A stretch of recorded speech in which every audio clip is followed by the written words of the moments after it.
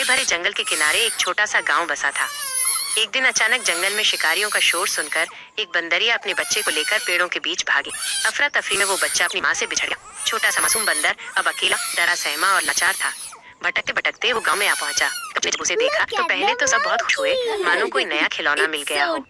लेकिन धीरे धीरे उनकी खुशी शरारत में बदल गई। कोई उसकी पूंछ खींचता, कोई उस पर मिट्टी फेंकता, तो कोई उसे डराकर भागने की कोशिश करता। बेचारा नन्हा बंदर न तो भाग सकता था और न ही अपनी माँ की तरह ऊंचे पेड़ों पर चढ़ सकता था। उसकी आंखों से आंसू बहने लगे।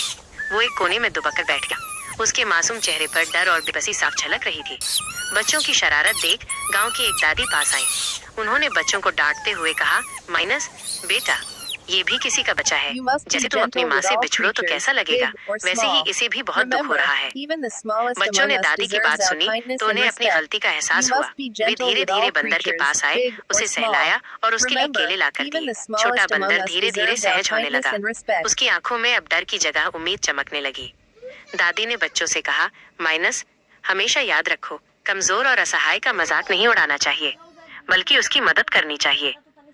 उस दिन गांव के बच्चों ने एक बड़ा सबक सीखा, माइनस, दया और करुणा ही इंसानियत की सच्ची पहचान है।